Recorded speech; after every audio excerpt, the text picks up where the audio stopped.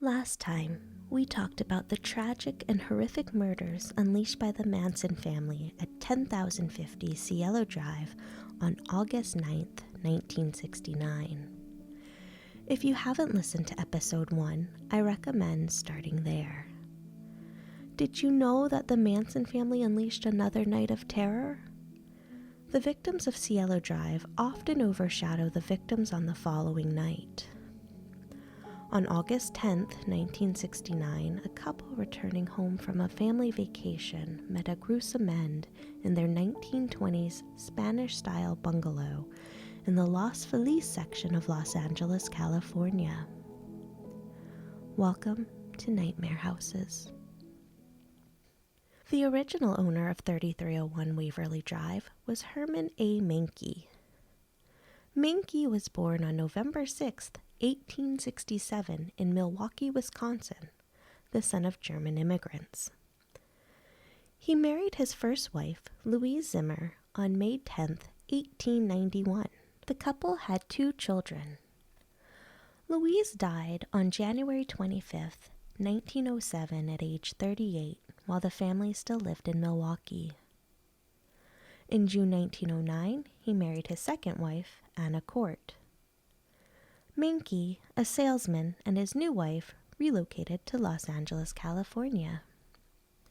First, they lived on Valencia Street in 1912, then North New Hampshire Street in 1914.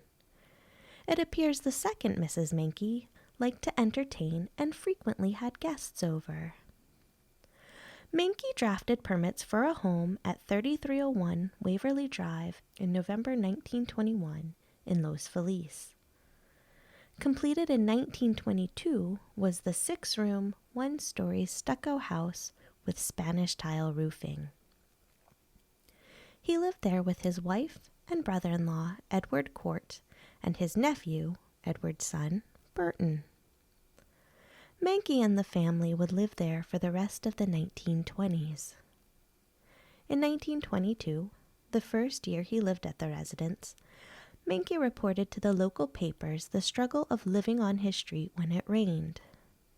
He complained of the waist-deep mud to get to his home. He appealed to the Los Angeles City Council for needed road and updated water improvements. In 1928, Menke found himself in a bizarre attempted kidnapping case when he found 3 young men trying to kidnap an unconscious woman while on his way to work at 7 a.m. He thought there was trouble, and when he offered assistance, one of the men told him to beat it before loading the unconscious woman into a car. Menke reported the event, and police arrested the men shortly after. By 1932, Menke was no longer living at the residence. It's unclear what became of him after leaving 3301 Waverly Drive, but he died in 1944. He likely lost his house due to the Great Depression in the 1930s. 3301 Waverly Drive became a rental property between 1932 and 1939, when the estate sold in 1940 to Antonio, Tony LaBianca, a butcher and an Italian immigrant, and his family. LaBianca came to the United States in 1911 at age 19 and settled in Los Angeles. LaBianca and his wife, Corinne, moved into the residence in 1940. The couple had 3 children, daughters Stella and Emma, and son Pasquale Lino LaBianca. LaBianca Sr. started a grocery business, Gateway Ranch Markets and State Wholesale Grocery Company, eventually becoming the largest wholesale grocery business in Southern California. In 1942, Lino started working at State Wholesale as a college student. After graduation, Lino enrolled in Los Angeles City College, studied business administration, and began working for State Wholesale Grocery Company. After 1 semester at Los Angeles City College, Lino transferred to the University of Southern California and went to work at Gateway Ranch Markets. In November 1943, Lino joined the Army. The following month, he and his high school sweetheart Alice became engaged, and they were married in March 1944. In September, LaBianca was ordered to Europe to serve in World War II. He returned home in March 1946.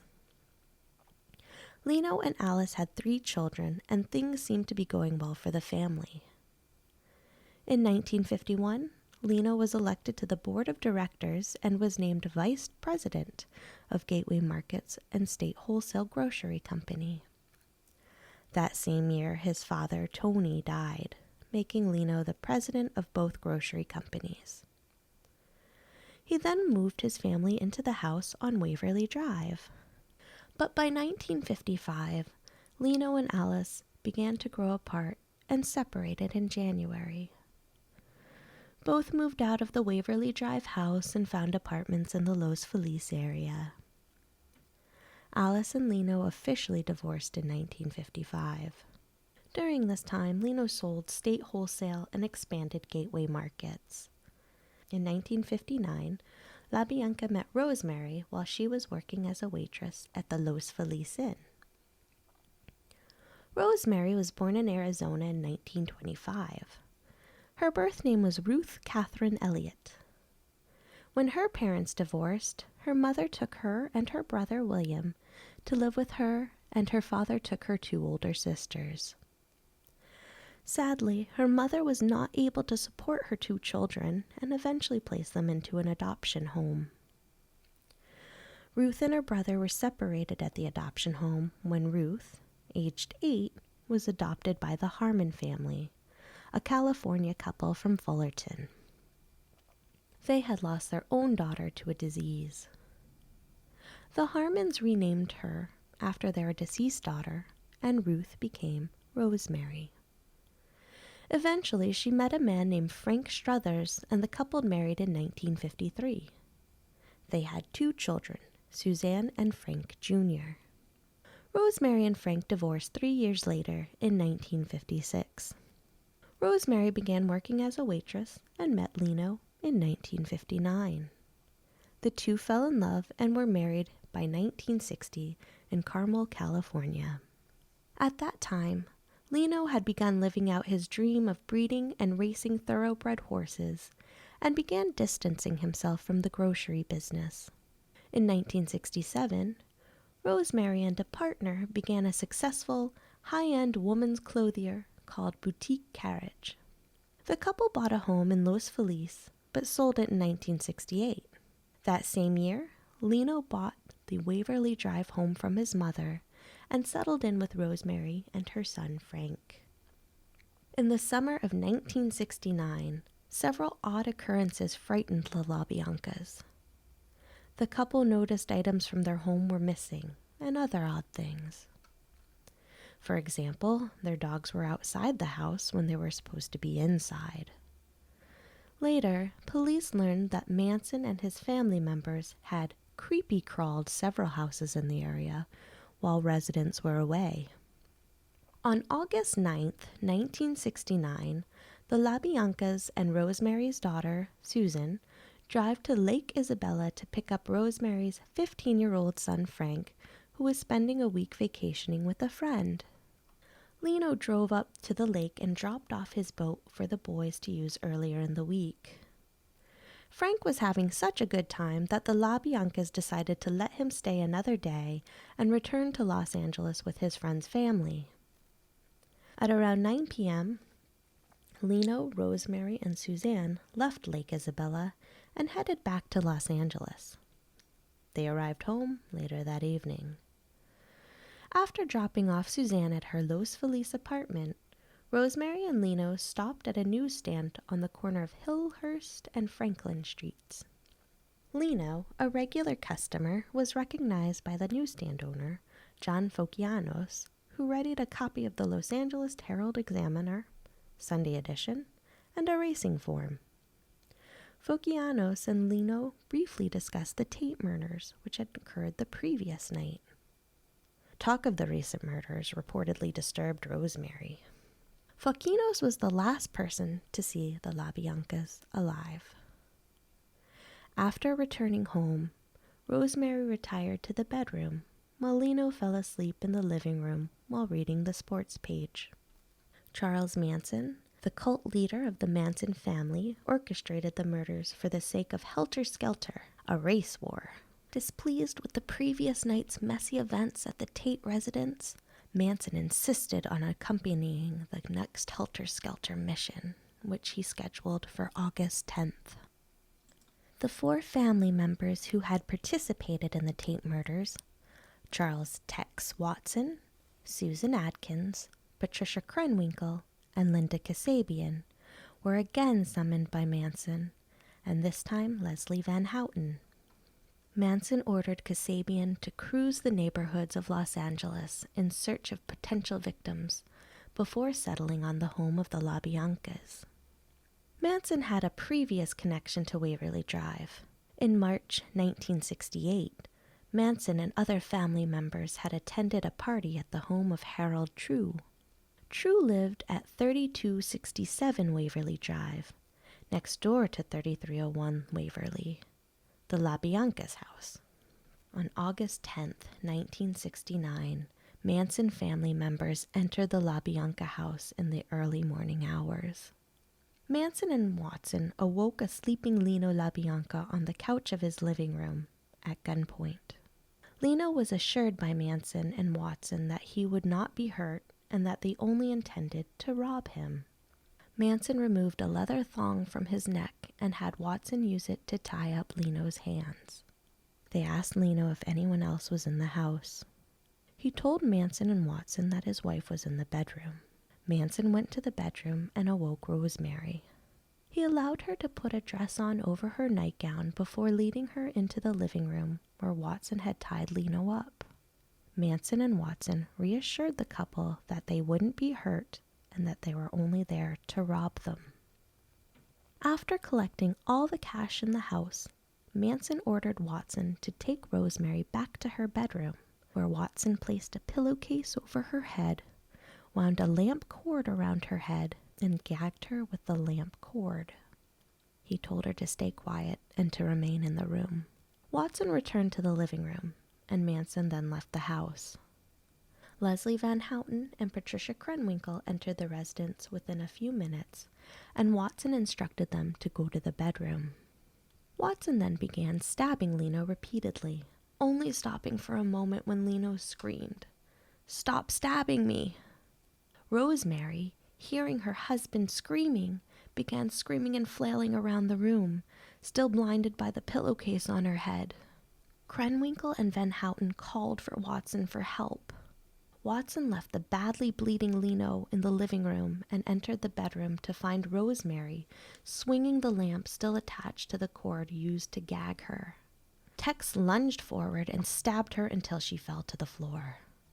Watson, Krenwinkel, and Van Houten stabbed Rosemary 41 times when the stabbing ended. When Watson returned to the living room, Lino was still alive, and he resumed the stabbing. After Watson finished stabbing Lino, one of the family members carved the word "war" into Lino's stomach. Krenwinkel then stabbed him several times and left a carving fork protruding from his stomach and a steak knife from his throat. The girls then wrote messages in Lino's blood. "Death to pigs" and "rise" were written on the living room wall, and the words "helter skelter," misspelled as "heelter skelter," was written on the refrigerator door. After the murders, the family members remained at the house. Some ate food from the LaBianca's refrigerator, played with the couple's dogs, showered, and had an orgy before hitchhiking back to the Spahn Ranch. The following evening, Rosemary's son Frank returned from Lake Isabella and was dropped off at the house on Waverly Drive. However, he became concerned when he noticed all of the shades in the windows were drawn, and neither his mother nor his stepfather answered the front door. He called his older sister Suzanne from a payphone at a nearby hamburger stand, expressing his concern. Suzanne and her boyfriend picked up Frank at the hamburger stand, and the three became further worried when they saw Lino's boat parked on the street instead of the driveway. They felt this out of Lino's character, and they gained entry to the house through a side door. Inside the kitchen, they saw the misspelled phrase, "Helter Skelter," written in blood on the front of the refrigerator. Suzanne remained in the kitchen while her boyfriend and Frank went into the living room. There, they found Lino, bound, gagged, and stabbed to death. They immediately fled the house and called the police from a neighbor's home. Police officers responding to the call entered the house and subsequently discovered Rosemary LaBianca, also stabbed in the main bedroom. While the police admitted they had no suspects in the Bel Air massacre, there were two more murders 15 miles away in the Silver Lake section of Los Angeles. Market owner Leo LaBianca and his wife Rosemary were found by their children stabbed and mutilated. The word war was carved into LaBianca's chest, and "Death to Pigs" was smeared in the blood of one of the victims. The word pig had been scrawled in blood on the door of the Bel Air mansion, where actress Sharon Tate and 4 others were slain, but police said, despite the similarities, they do not believe the crimes are linked. The police did not connect the Tate and LaBianca murders to the Manson family for over 3 months. Lino LaBianca was 54 and buried in Los Angeles, California on Sunday, August 16, 1969. Rosemary LaBianca was cremated the same day. After the murders, Suzanne and her boyfriend Joe quickly cleaned out the house. They got rid of Lino's belongings, refusing to deal with his family. She threatened them during a phone call. Suzanne turned to anger in her grief. Lino had made arrangements for Suzanne and Frank to receive part of his life insurance, $20,000 each. But there is animosity between the step-siblings. The battle over the estate went on for years. By 1973, 3301 Waverly Drive was for sale, and again in 1977. That same year, the address changed to 3311 Waverly Drive. Since then, it has been on the market several times, owned as a private single-family residence. The bathroom appears to be unchanged since the 1960s. In 2019, Zach Baggins of the TV series Ghost Adventures purchased the house for over $1.8 million. It was unclear if he intended to use the house in a project or not, but he later sold it just a short time later, in 2021. Baggins claims he sold the property out of respect for the remaining members of the LaBianca family, but perhaps the house just wasn't haunted enough for him. In 1987, Suzanne Struthers LaBarge began visiting Charles Tex Watson in prison. LaBarge, Rosemary LaBianca's daughter, attended Watson's 1990 parole hearing, telling the parole board that he was a new man, no longer dangerous, and that he should be released because of Watson's newfound Christianity. Sharon Tate's mother, Doris Tate, and other members of the LaBianca family made it clear that Suzanne was not speaking for the rest of the victims' families. Watson has been denied parole 13 times and remains in a California prison. Van Houten has been denied parole 19 times and remains in the California Institution for Women in Chino, California. Today, the house still exists as an early 1920s Spanish-style one-story single-family residence in the Los Feliz section of Los Angeles. It is privately owned. The exterior looks very much the same as when it was originally built. It started as Herman Menke's dream home. He built it for himself and his second wife and her family, but they only lived there for about a decade before losing the property. It was next lived in and loved by an Italian immigrant who worked his way to success. In the last episode, we discussed the root cause of these horrific murders, Charles Manson, and his idea of starting Helter Skelter, a race war. The LaBianca murders often get overshadowed by the murders on Cielo Drive the previous night, but the terror they suffered was no less horrific. No one deserved to suffer the nightmare Charles Manson and his family members unleashed.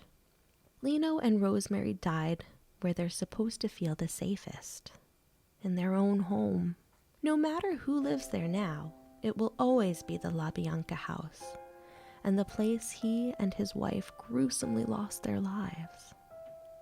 Thank you for listening to Nightmare Houses.